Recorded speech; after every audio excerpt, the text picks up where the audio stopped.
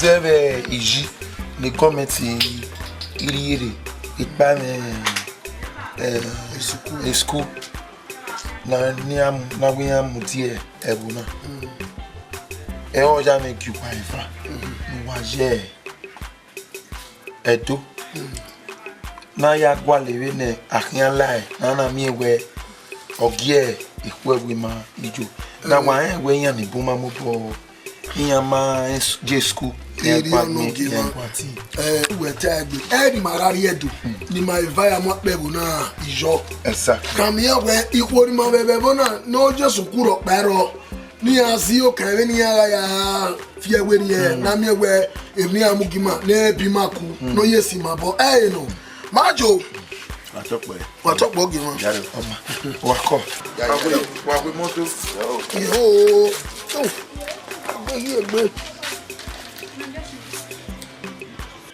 ọmọ ọbọkan mi mẹ́ta tó pé ọbọkan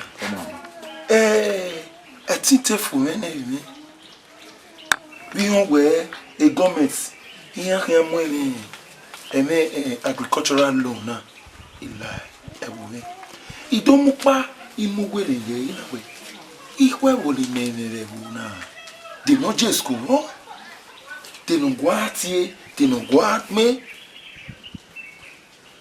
ini ka ona yi pato iri ewere nnare na bebe ihe ne gedegbe usie na eburi obokia mi obokia mo la ne ga to pe obokia mo me ti zo evi yo runda dene ario bari yo mi a kiando ya with the loan be wona o mai gbegbe beri yo na so mo le me na gwala ko no ma ni amu webe ni gboji ikina na onyaga unta ikina na weni bekiri ni wani no di conducive I don't want ro no ti ma me nikina waso bo I don't baba omo ogo ni wo itogwero ya wa bi chief security officer the CSO ya bi eleluwe no ya mawe ako keke nuriri agwalo be momena na ami ewe no na mue Owebe ni gbo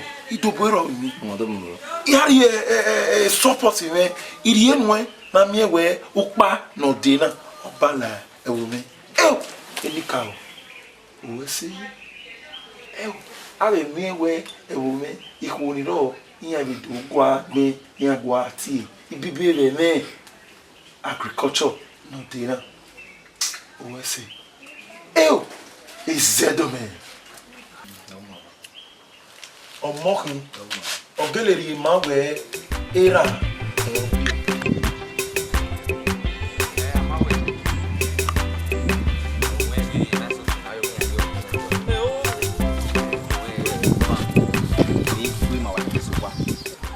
Edo we irano rebe goma afia so no bo kameni mi no ri ko we ko wa wo ori me ya wo no dai we ma be ibi ariwe skunania umwa ojo me on it nuwe ya gbina bi school fat not webe nu kaje nuwe ya gbina ndaona mwa ojo ne ba ariba na mu igo ni yagu ya mu de nu ya sunwe ogbo na mu ya na mu riba nwege emo aga rene agwalego na yakokia se na ariwe yo mo umwa ojo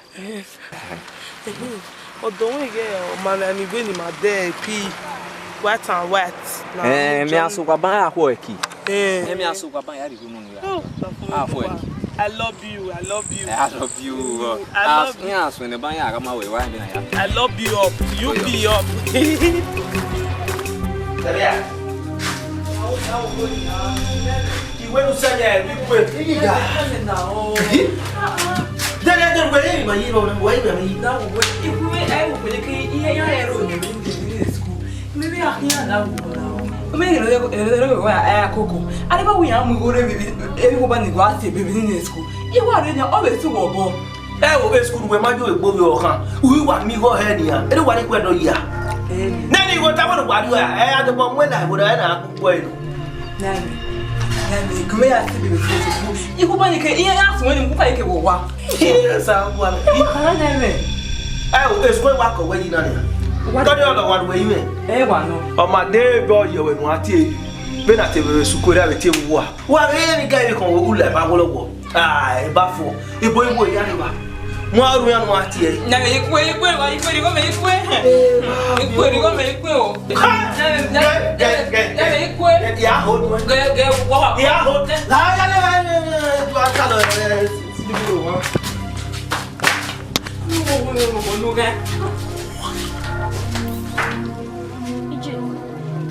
Je, where am I seeing? You was seeing what a book had been. The book was saying, I for school.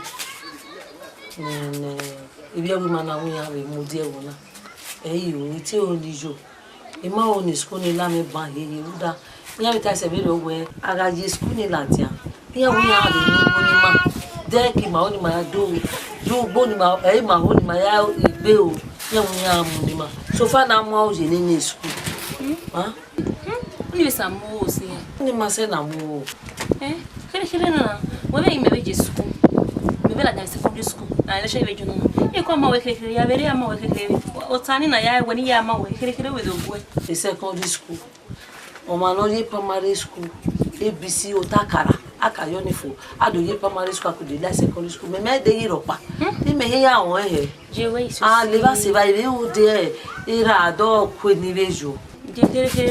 E mesmo minha mãe me escolhe primeiro ele já me way que o da mão esse quando escuna vai e goni osso bom na kawa e era me na ori agua da agora vai ba fia me when era me je no kuyo akuyo akuyo na minha kwa mão wana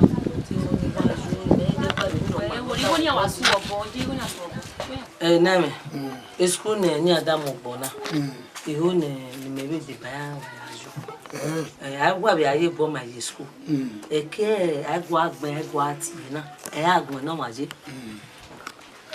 sama mi no gba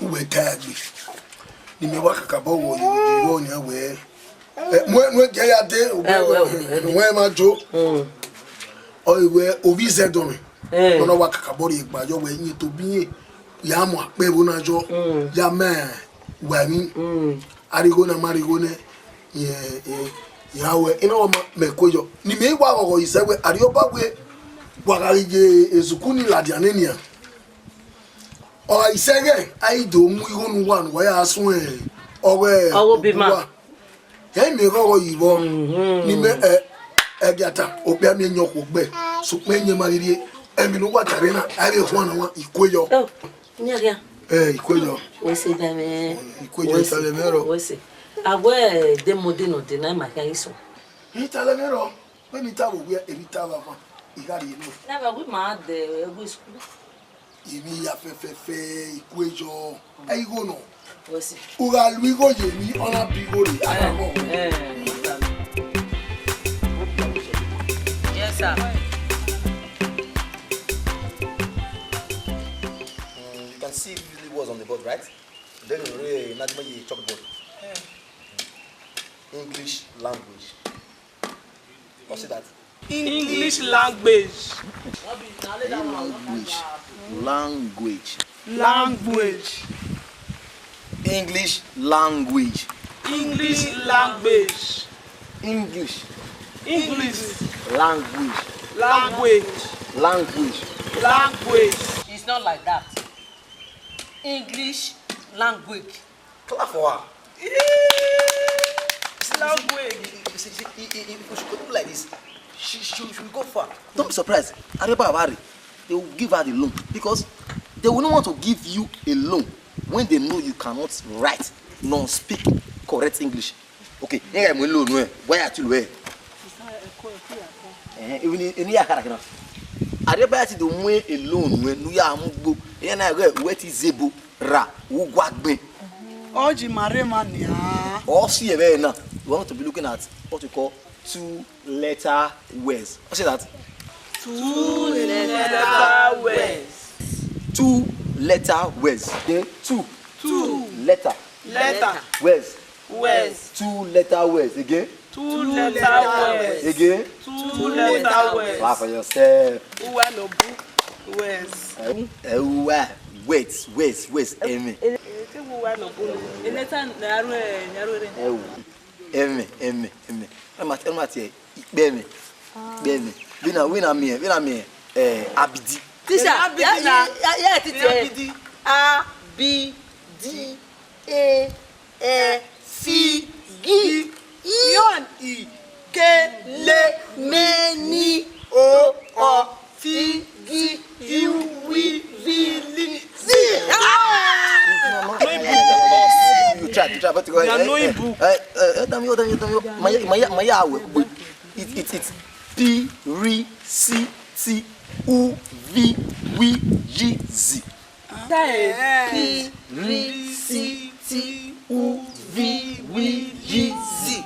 That's only Abidi. Only letters. Ni letters. Bibu. So you can't do here. Them now. I can't do here. Here, umame. I can't do acting umame. Maybe say words. I can't do acting words. So what's another? U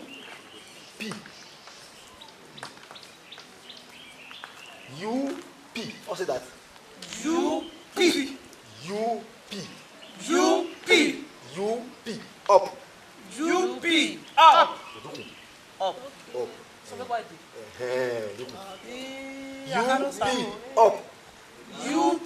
Up. U P. Up. Okay. Start. Act. Ready. Eat. Papu boy man. Act. Eat. Everybody. IT. Eat. U-P. Up. Everybody.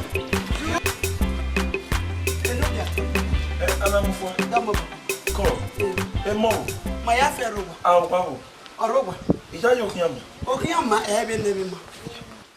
E moda for me ga mufu ewe do taloma. Awesome. Wagabe oni agbi be vie mi iberi ogbere ami gbagbo ko na bi sunni. Ogbi we mi na no ni amuri egbi mana. Iya gbe no maya de bai amu go ne no ya gbogbo. E no gbe ni ya de bai ya. Amufu na ba gbe me baba gi ekene. Amufu na ba gbe mi. Ola ba gbe me baba ewe do taloma we. Oma. Etu agbegbe. Owe bobo. I ask you. Yo baba. We get Italo. Iga mi awa ga mufwa. We are so wabon. Uka ma awa. We I oni mio. Ma. Owase. We mendova. Owase. We so double area. Fwa. I'm forte anyway. Emi no mano die bo na.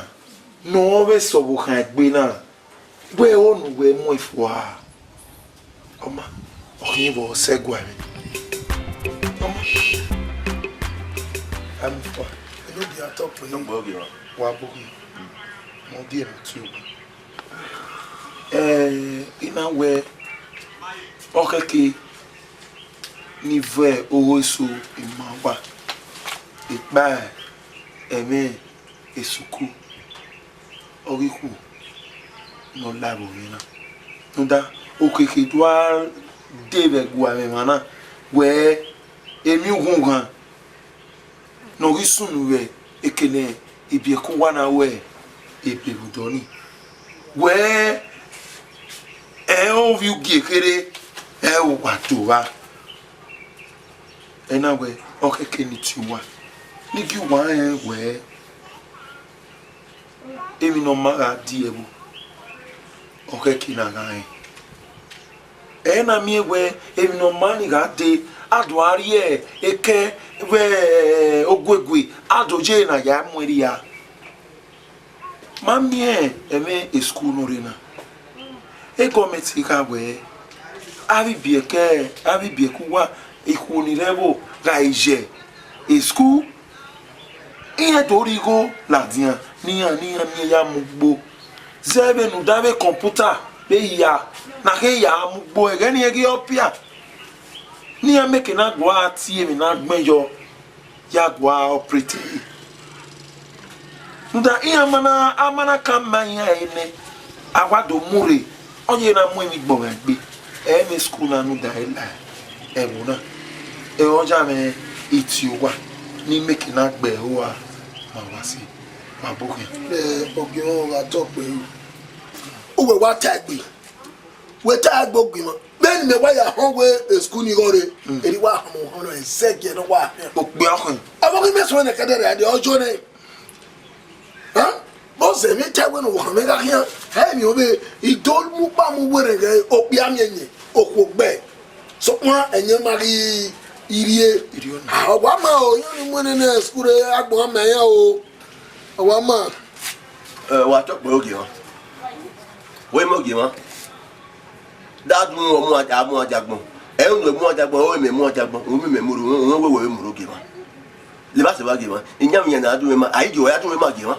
vogi me ba wo wa wewo o ki me eye wa iwe ni ba fe cho eye suku ni eye wo Benin eye awa wa mama me ayugbo na agbo le ba na la koko mo ave na koko mo we me yo wa no yesku be gbon ba ni ah okay ma no dey go mufwa de ho pa ba gbon na ja mi egbe emi o ma o ka ti ebo no wo ojo ha we ma jo obo hu we ojo e u wo je beje a obi mi yan wo gbe aso pe nyan ma ire obo mi ami ma ti gbe wo le yen pa jojo ma sima ye pa de we ko me makon oni mi ere ko me de we ko me makon ye tu we zuwa de ma zuwa nene we Benin awe aga na me we owo ma fi yo wa we ndo aye we Benin bo te ne ma nyem na ka we be aye we yo we wa ere wo gbe amufwa owo ki me do aye we be we na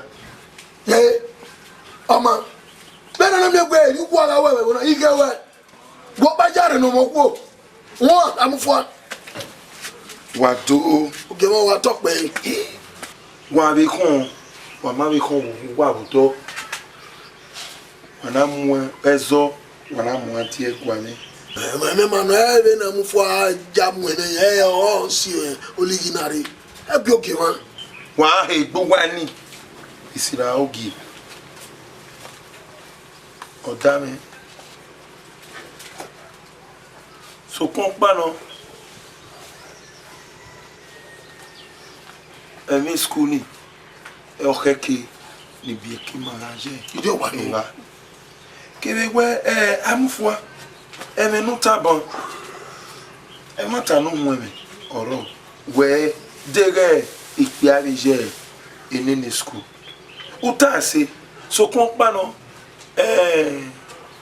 wa ri ere me ni re dere ogie e government na we ni bia pegaje e school na won ni itani amufwa erihia iwe so kon pa no o we okwu na no we je ni school na ona we dojo ona we to latin e government dogele mu ni igo adomune odosun ogbo na gbe igo do latin bo je be ka mi seje mi ku ni buwa we aka mi meni agwo mo ku go do ka ni sejo ni igo ni we je na mfua ma ka ki o kan ya sun ni look na threat the first you will hey we mufwa na threat I'm fine. To just be using a bit of buying person. What they say on say why able master school, master class, maybe zip. Many my became maybe I said to just be using a bit of buying person out of the share. Okay. My what's a school? It is a one of me. It was sir. That is know it all. You didn't know it all. That is why you are using a bit of buying person out of the share. Hey, Uncle, oh well, tisa, it is said, I'll be here, dear. It is said,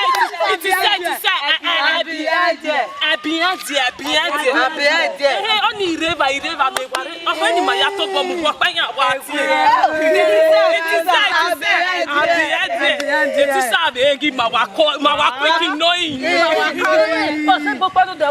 coordination. Eh, ma c'est pas maintenant. Nyo forêt so eh. Condolation.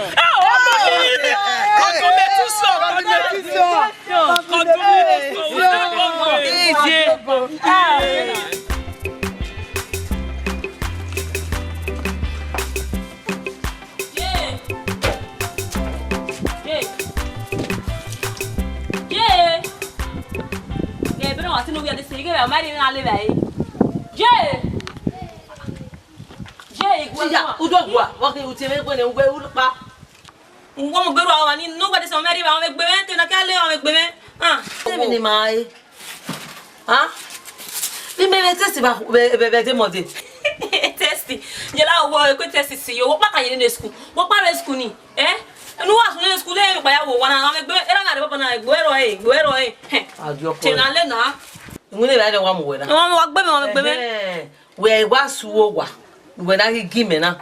Oh, Pepotu, Mamma, you get 18 or 18. Who are you? You didn't been tested back with the demo day. Without this supplement, what do this supplement?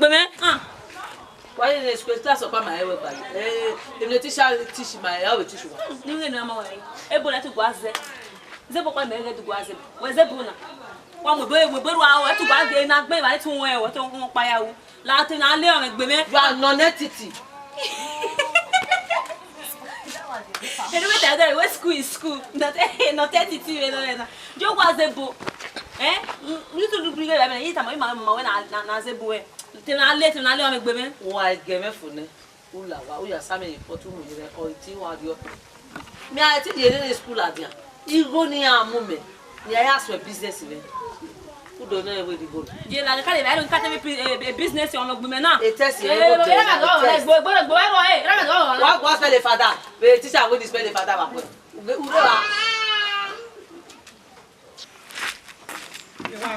Tisa. Is it not it we learned yesterday? Shut up, man. It's not it. It is it. Shut up. It is it. Shut up. Good. I am your teacher.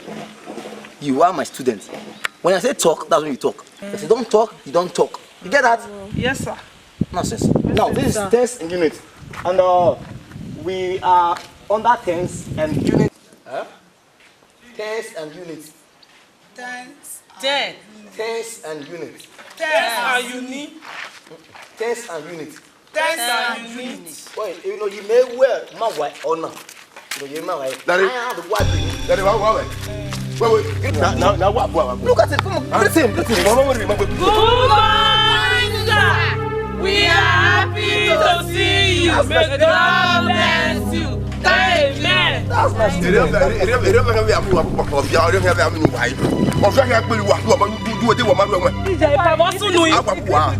It's good to be greeting you. I'm a woman. It's a sit-down sitting. You're quite man. I go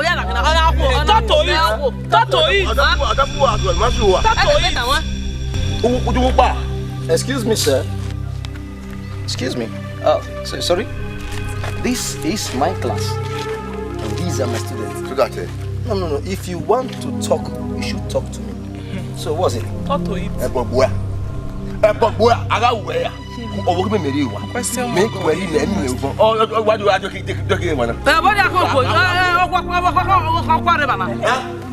Mama, talk to it.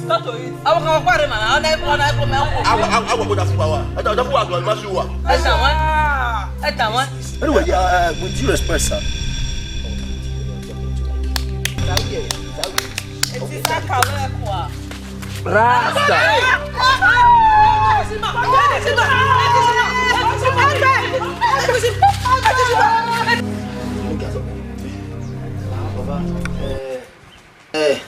Kina mami kuni mi be wakobodo. Awe o yen ki gbe ko mi. Eya ge yen ari yan afili gbe ye ki mo na we mi. O pa re o be kin ari o kin pa. No pa be eri go kin egun. Iyan so wa le gbi na numero wie. Ina be baba. Nu la nu do ka me jo baba. Ejiwe. O venu gwe keleta na. O gemi. Eri ave mi bia ne. Ne mi no magia. O, ige wo ko ma je school. O be si okpe amemia. O wa do afilu gbegbe lu wa. When we are in Miami, I want a mabo. He. Yama few a minia. Yama few a minia. Oh, my, we are here.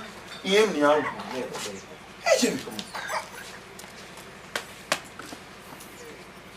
Ifaluji.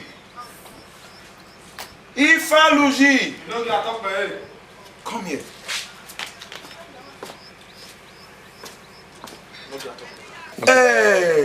Umami ovize dome. Owebe no mure ne government kiana mo agricultural loan na bi ko we na. About afia wa ya gun ya kon be school. Filugbe. Ka we ni amu na be kian. Huh? So, Baba Nania, I want you to go there. In Miami, whatever. Oh, that's here. Bring them to my palace. Nonsense. Go there now. No get walk you. Nonsense.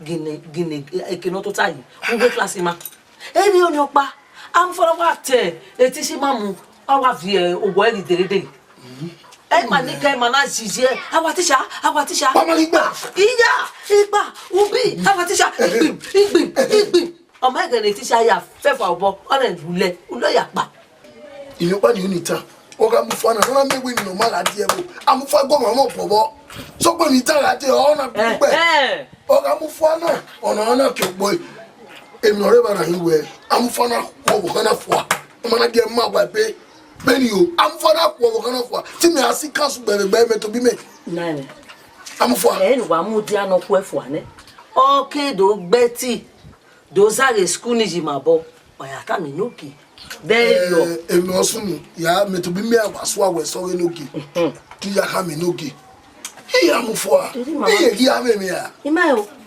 ogwe no wo kana gere bi ko emi ya fe ne bo yawo o ha pa no do luga mu we maya to ta owe ni o minu wa yaya ofia minu wa yaya See, this today we're looking at a subject called agricultural science. Agricultural science. Again? Agricultural science. This subject entails everything that you needed to know about farming. Emi ya fe no kan ngbo ne, imama mi ya. Emi ya fe no kan ngbo, imama ya ji. Abakpa, egwe, asegie. Up here. You know it. Abe emi na ya fe na mu na ugbo na. Wa ni bum wa gwa lo e. Mi ka do ma wa e na alu e be de ne na. An go ni arime. Wa mi kila. Teacher. Wadai. What are you doing? Good morning, sir. We are happy to see you. May God bless you. Amen. Thank you, sir. You're welcome. Teacher. Teacher. You're welcome. You can see this is one of the vegetables, sir. Yes. Bafo. Yeah. That's it. Thank you, Mr. Teacher. Oh, come on, my level. I will put you around the pillar. You go on up. Okay. If I understand you right, you're saying that your wife refused to perform her duty at home. That's not a problem, man. Where are you? Magazubone or Adomuni? Oh, Wagano. We're married. But we're married. Even I can restaurant. Why you know? Oh, we're married. I will keep my warrior. Mr. Man, don't worry, you go home. Do well the school I continue my banner where no lily marry one only. No, it's not done that way. It's not oh my god, I'll close the school. I'll close in it. We have me. Hey, close up boy, teacher women. No don't fear to you know. You come and where I will come no live no live. Where you wa? Where? The school of I will do with them or quarter. Teacher went there. Then I'm where is on the head of Sister, my I mean. Ah, but one one musi eh. La ne po bu ba be mi sabe mana. Yeah. Madam. They will where you go my age. Insulted human beings. Can you hear me? Where?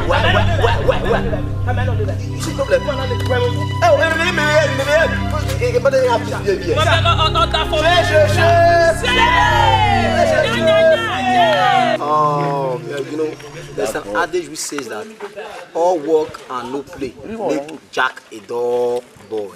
When I make her, when mama said we not be cool, we rate ya sa. When I say TB, say okay, I will cookery, restlessness. No, that's restlessness. Restlessness. Okay, now, and now, what we do what we call poem recitation. Poem recitation. So there's one point that goes like this. Baba, black sheep, have you any wool? Yes, sir, 3 bags full. 1 for the monster, 1 for the lamb, 1 for the little boy who lays down the lane. Baba, sheep, Baba. Black sheep. Black sheep.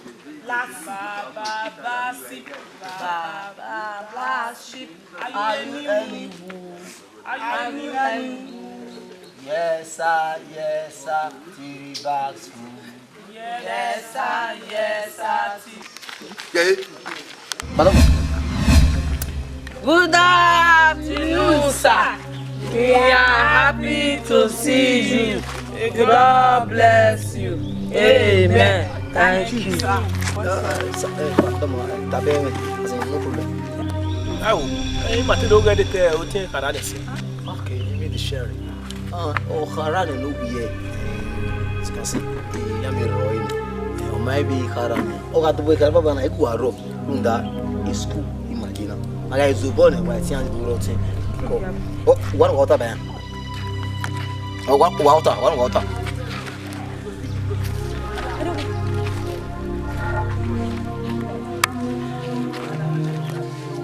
Larry, when you are begging Kuwa. Okay, yes sir. Ke Baba Napa, the money would be the school premises. Daka. Where yes sir. Maria. Hey, pa, I want pa. Oh, Saloma was we don't get West.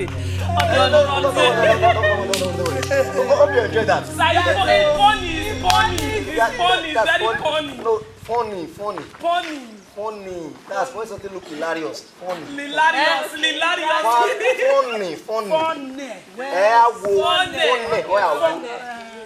When something like Hilarious.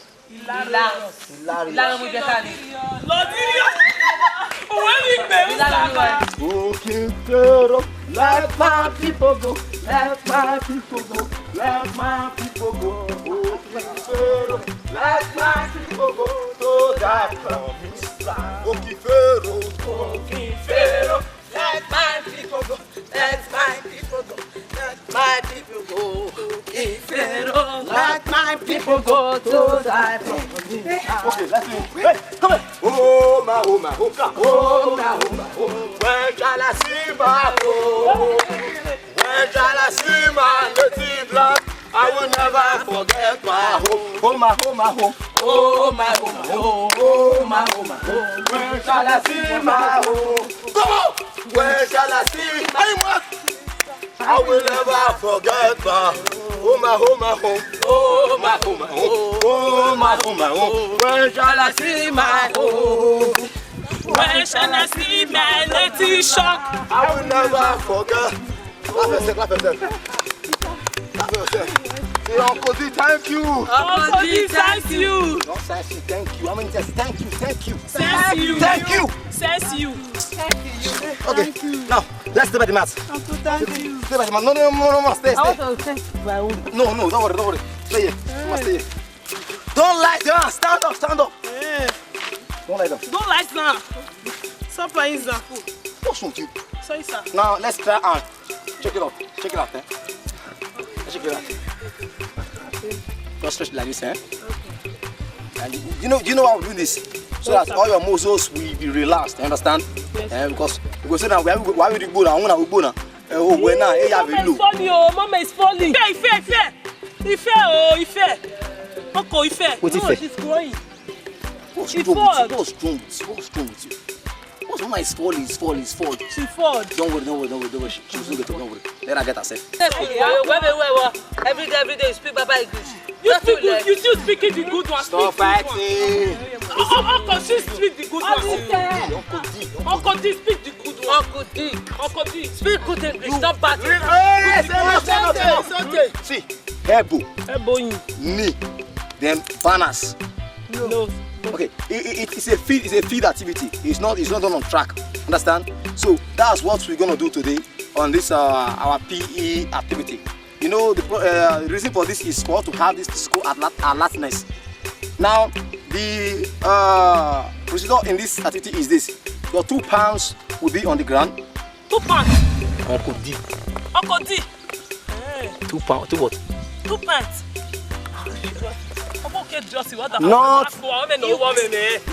Not pints. I mean palm. Palm.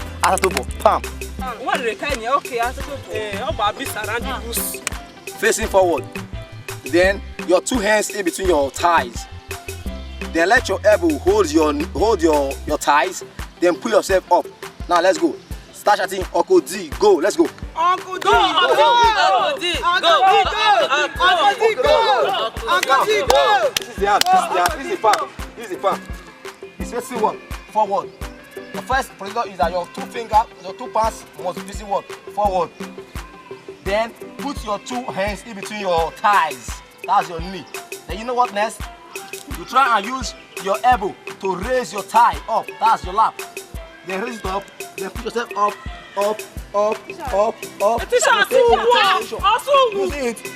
Using it. Say Uncle D, go. Uncle D, go. Don't go and mess. What's messy? Okay, I thought it's a messy. No. I was even thinking about the war. You know what? This thing I just done now, it's not a magic. You can do it. You know you can do it. Do you know that you can do this thing? Yeah, no. Okay, now let's get to you. Let's get together of you. Now be on your mat. It doesn't mess. No. Destiny, as you do not finish, stand up. Tell Mama finish. Mama, you go.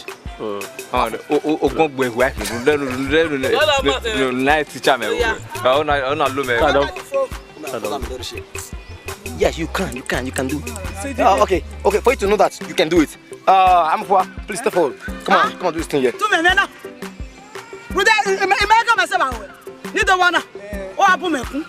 He look for someone to say, wow, he's about to tear yourself, chest to. When he was doing it, she was doing it, I thought she was about to looking for someone to say, wow.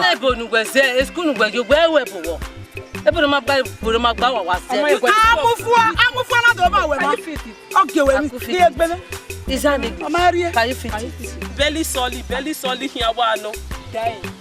Mother, go. It. Up.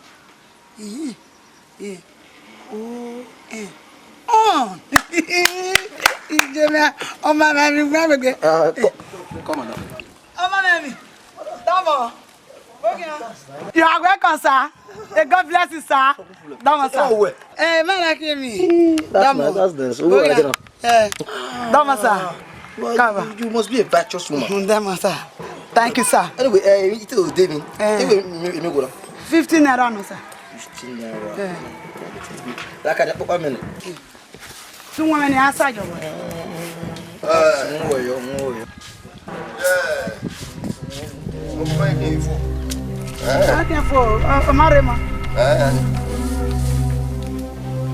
Ah, kudi.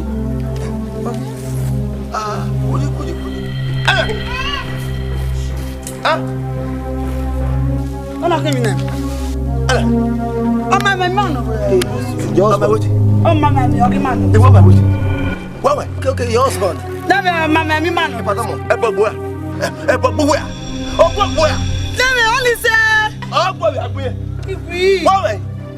Baba, o dingbe. O gbe me. Sorry, sir. Ido demi. Me my man wo win, Ido demi. Ya fe we me. Mo ya gbe jale me o me wo re go ade mi. Me my man wo win, me go go demi na. E ma gbe ba. Me demi. I don't dey na e. Me ho go demi. Eni bu nu we hin, ne go de wo. Ya ke. Na ade. Sasa we ade. E mo bu nu hin, ana bo we ade a. Ana bo wa gbo. Wa gbe aga nu da. Ha? A se wo ku. Se emi nu we ni, nu ya ne le we ke amere ni. E no hin apa e. O ki me wa ya me gbe. Me no wife. U ko le bebe we boya do wa e be di meta. Ha? E ba ibe. Ate me, ma bo wa ade wa le manya. Te ba na wa. Me understand. I go demi. O de demi. Eni ni me ake nu I will say for you.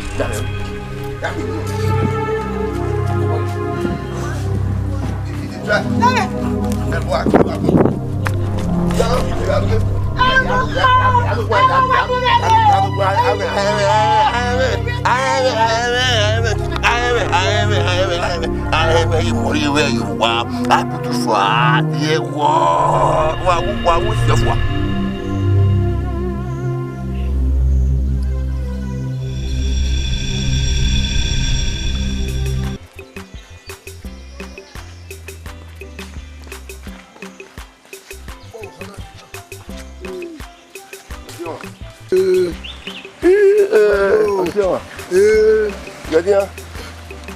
Ja yo kiama. O kiama. O ke mete iri. Nebe ke va paro ile ba ti wa ifawo e. Ja yo kiama. O kiama ma bi no ko no we. Now you ni we ate igwese. Do we gbona bere. What ero ma. Eri o wa no. Beni mi afe na mo ke da lo mi we o bota o de mo beni fwa. Gbona bere ero ma o ten. Eri o no. No mo mi wa gbona we ma ko ni o ka me no yi. Bueno go kan ejo no go me yasu no. O gi mejo na kage ade ni. Wo no go ejo ni. Akudi e metana. Ikata bena gbona bere. O de ero ma. Me be wona nya gbona nya. E to ya ru ma wona nya.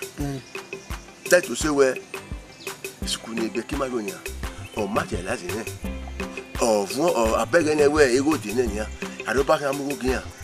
Ado ba amugo ki be ki ba nya. Yo na se abone. Me mo ya yi we re be ki ma ni ati mo nya amugo ni ma bo. Awawa. Wa ibo ye ma gbe ego ni e de fu awo nya. Amufwa. Akudi. Amufwa. Akudi kudi. Edoka okoto wa de ni ma o wa yanwari. Right, what do you know, Mona Muri? Ona wa be dejo. Akudi no.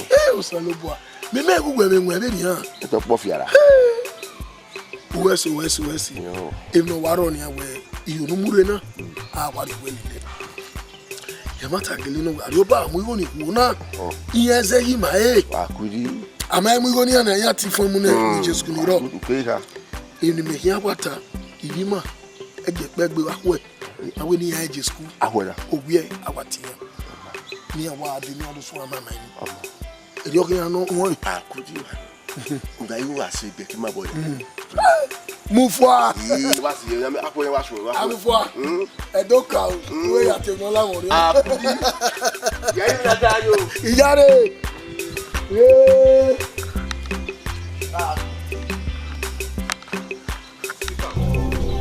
Wọ́n kú wà yíyí wà àkúdí mẹ́ra kú wà wọ́n wà ní kú ẹ̀kí ni àwà wà ẹ̀fẹ́ kú wà nẹ́fà wà ní kúta wà kú ẹ̀kí kú ẹ̀.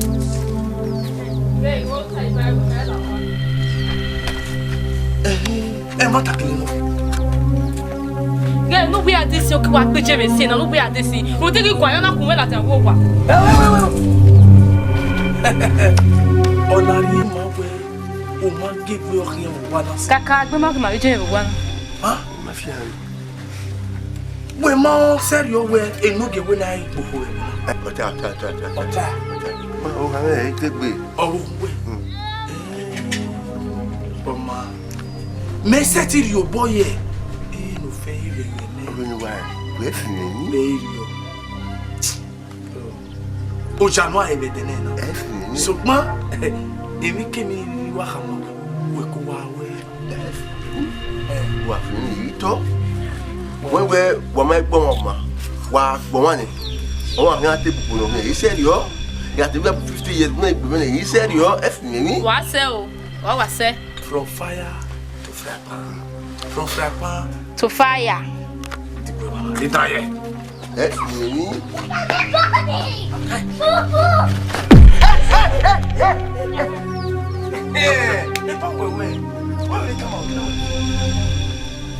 Yes, sir. From fire. To frappant. Et moi, on y fait, oui. Il est des coups. Et nous, pas quand on voit. Eh? On fait un jump, là, on est au tigoué. Eh, regarde. Il va le jump. Bref. Eh, où? On est fini. Ouais, fini. À cause de lui. À cause de lui, il fini. Brother, même if you were me, Ah, we're working with no jumping. on est fini. On a fini, mais on va pas. Vous avez notre bébé.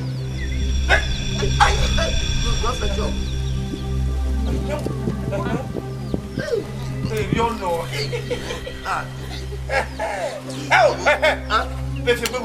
Ici, mais quoi? From fire. Frappant.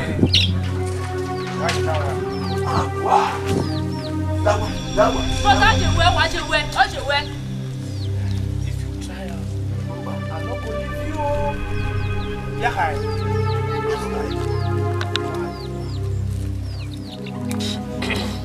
Wawoyi. Mage yo gere e ma wo se mege afuwa. E mana we ni matiwa. Wa mi be ni ijuwa jaje esuku ebe bo na ni. ah, kudi do. E mana we okeke ni ma be jebe na ni ya. Ah? Bi matiwa ba. Ma o ni mani pe na, ma be ajo. Ah, kudi. So pa mama o ni ma jigo ya ya ri etisa. Zebu wabejo enu wabewe do wabedo amama. Baba. E me tisha me tishuwe. Mama ati school maje. E no yiji maje school we me ya bu we mai be. Me tishuwe baba. Ha igwa tishi. Bunwe. E tisha me mahi. Bunwe. Du we no we je school ya play tisha ya do tishuwe me wo. Awaru you bunwe. O ye wa. Ah, kudi. We go go tana yi. Ha? Ebo ni you wa gbele be mani ogba o. Ọmọ gba o, ọmọ ki ma rin yẹn. Ah, kudi. Eruwe ya mo na tuwa ni mo wa do mama e ma do fun mo ni gba ma do fun mo ri ma do. Wa do mama na ase bo e. E ma tuwa ba. Otemi we tagbe no mu mo wo ni egun na be ni kweri awana. O no we ma bu we ga de ni. Iye ti aye dogun. U pa ye wa laibu. Hey salaba. Ma ye mi ata. Ma ni agita na yin o. Ma we ni agunu eye boy agu ma gbon. E yan ro wi ma o. Èmi ni ata mama yẹn. Baba. Yeah, Baba. Wa go go ya ti be. Yeah, Baba. E school na bi je menchu. E ti ya je ni ado ya ro bi wa. Iya je ni aya emi ru de lo ni gọọmenti hi amu ni ya. No kan mu gbo ni ahia agbe. O je aje school ni. So that e gọọmenti ave fe be ni ya, iya be kwa ati, iya be kwa sani, iya me ni gọọmenti ye be ni ya ka. O se ya na we ni aje school. E ti school ya ro bi wa. Yo me wo bowo. Da ma ti shi de me ti sha. Akudi eva wo na mi nwa wo ya. Onyo se na me we mani bia mana do fo mo ma. Wa do ma ma bo ma we asebo. Abi me we ado ba we kan e mi wo gi ma. We ya do awe o ba ti ado ba mo gi ma awa wa. Aba. Agu wo wa tan ade ba masa ne. Ade ba me ti be san ne. Wo ka wa to bo wa gan gi na ade ba masa ne. Gunwe yo kan wa yen. Wa gwa papa ba. Ye oni wo watani. Wo me no ro. Wa we bo kan kire me yari o kan ni. Yo kere se we bu ni. Ru dara mi na we teacher wi e ku e fu ave school ni re. Imi agbe teacher ni wa ye wo na ru. Ah? Ama mi no ya ye kan yo. Te no ge no kan o. Ola te a mother to ni a mother. Mother gbo. Whatever. Examine illiterate. I illiterate ma. Ye la mother. Baba apele school fees me o. E na pay ga ibi ha. Kebe na pa ile school wa. Baba de. Baba ni wa ho. Baba akoko ba o.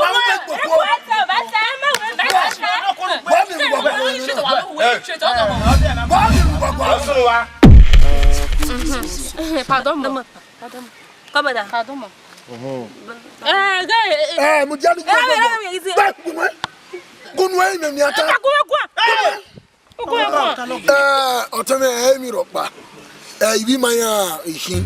Eni ma ti ya bai da we iya je school ni anata ni ajo. Gunwe.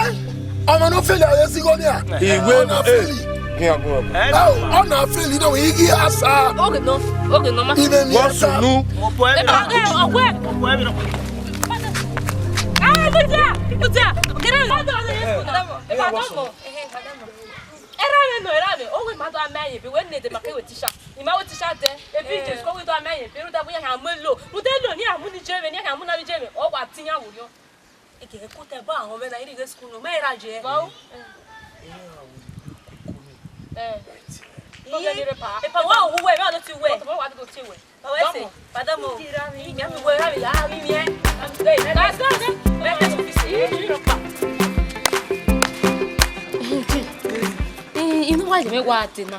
I will do no with that.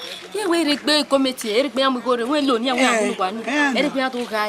You only don't know we could know it. Miama wave school to get away. I was the other, and I am with my one, Nino, Philly. Only near my marriage. You are now. What I tell Johnny Gay. IT, it, UP, up, ON.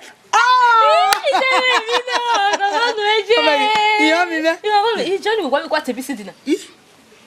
No qua, nekere, be no qua, be nekere.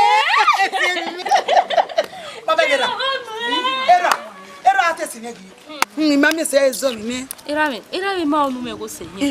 O ma no go say, you will worry. It committee, at the end of the Kanya. Give me. Oh, Bona. Moya, again, you go about it. Ekitena kina ukwana kwa gani wewe mama gabu ndela mama sawe siwe de gorije ai njidiva kabo je yo mi me koje yo Edoge atope Edoge, good morning, sir. May God bless you. We are happy to see you.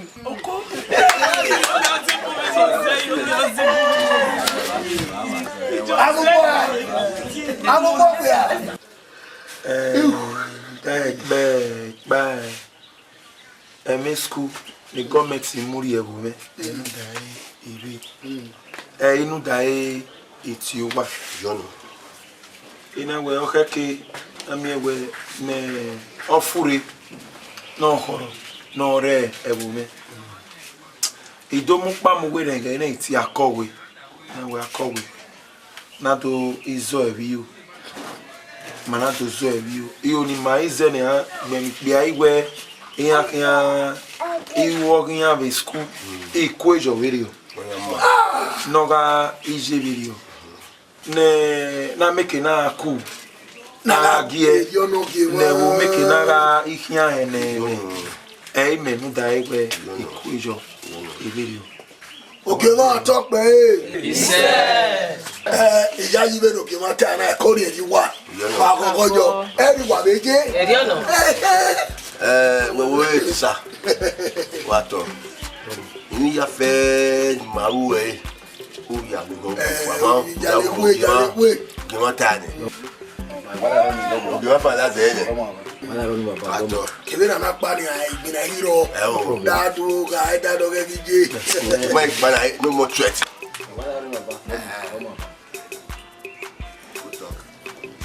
yo to ya ai buena dado que